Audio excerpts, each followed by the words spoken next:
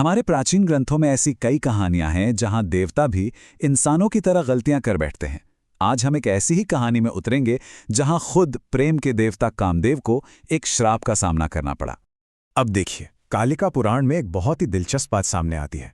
सोचिए जरा, क्या हो जब खुद प्रेम और इच्छा के देवता को ही जलकर राख हो जाने का श्राप मिल जाए। हमारी आज की कहानी की शुरुआत बस इसी एक सवाल से होती है।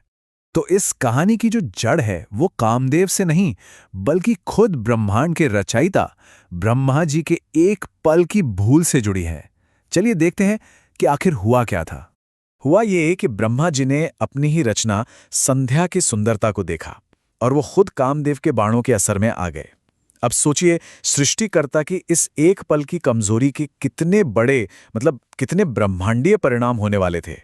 वहां पर जो बड़े बड़े ऋषि मुनि मौजूद थे, उन्होंने जब ये सब देखा तो वो शर्मिंदा हो गए और अपनी इस भूल पर शर्म और गुस्से से भरे ब्रह्मा जी ने अपना सारा गुस्सा कामदेव पर निकाल दिया।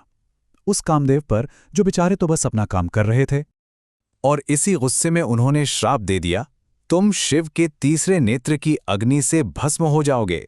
बस इस एक वाक्य ने प्रेम के देवता का पूरा भविष्य तय कर दिया।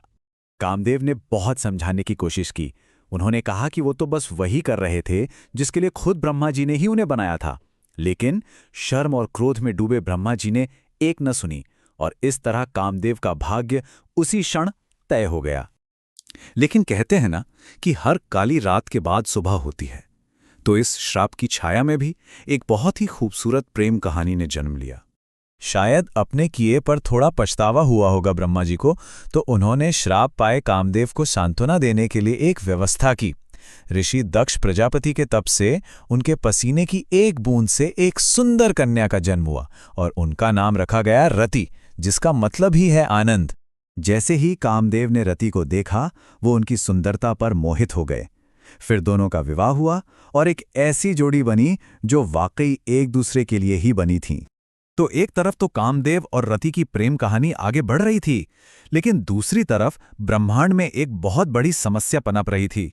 भगवान शिव अपनी प्रिय पत्नी सती के वियोग में इतने गहरे शोक में थे कि वो सब कुछ छोड़ के एक अटूट समाधि में चले गए थे और उनका ये वैराग्य पूरी सृष्टि के लिए एक बड़ा संकट बनता जा रहा था।